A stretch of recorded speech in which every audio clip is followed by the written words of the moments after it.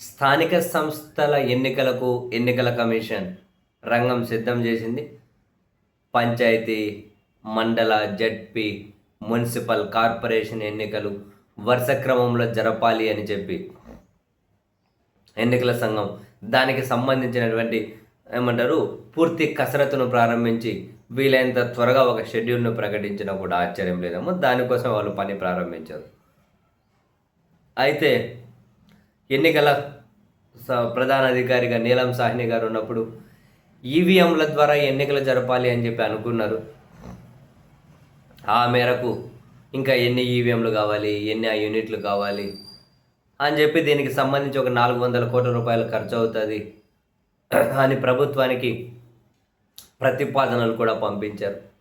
But ప్రభుత్వం వైపు నుంచి దాని మీద ఎలాంటి స్పందన లేకపోయేసరికి ఇప్పుడు ఇక చివరి నిమిషంలో దాన్ని కొనడం, మళ్ళీ చేయడం ఇదంతా కాంప్లికేటెడ్ అని చెప్పి బ్యాలెట్ పేపర్ల ద్వారానే స్థానిక సంస్థల ఎన్నికలు నిర్వహించాలి. అన్ని పంచాయతీ నుంచి కార్పొరేషన్ వరకు అన్ని స్థానిక సంస్థల ఎన్నికలు బ్యాలెట్ల ద్వారానే నిర్వహించాలి అని చెప్పి నిర్ణయం తీసుకున్నారు.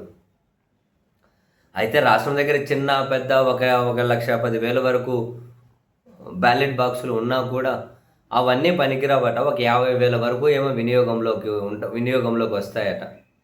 సో ఈ జిల్లాలో ఎన్ని బ్యాలెట్ బాక్సులు ఉపయోగపడతాయో ఆ లిస్టు చెప్పండి అని చెప్పి ఎన్నికల సంఘం అన్ని జిల్లాల కలెక్టర్లు కూడా లేఖ రాశారు. ఓవరాల్గా 50,000 వరకు పనికి వస్తాయని చెప్పి ఒక అంచనా అయితే ఉంది వాళ్ళకు. అందుకని 1,50,000 వరకు బ్యాలెట్ బాక్సులు అవసరమవుతాయి. కాబట్టి ఎన్నికల ప్రధాన అధికారి వివేక్ యాదవ్ గారు తమిళనాడు, కర్ణాటక, తెలంగాణ ఈ ఎన్నికల సంఘాలకు లేఖ రాశారు. సో మీ దగ్గర ఉన్నటువంటి బ్యాలెట్ బాక్సులు పంపించండి, మాకు 1.5 లక్షల వరకు అవసరం ఉన్నాయి అని. సో వాళ్ళ దగ్గర నుంచి 1,00,000 వరకు బ్యాలెట్ బాక్సులు రావచ్చు అని చెప్పి అనుకుంటూ ఉన్నారు.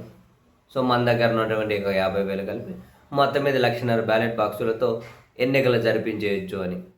ఇంకా అధికారులు కూడా దీనికి సంబంధించి బ్యాలెట్ పేపర్లకు సంబంధించి వాటిని కొనాలి కదా, ఇంకా పేపర్లు, ఆ ప్రయత్నాలు కూడా మొదలెట్టారు.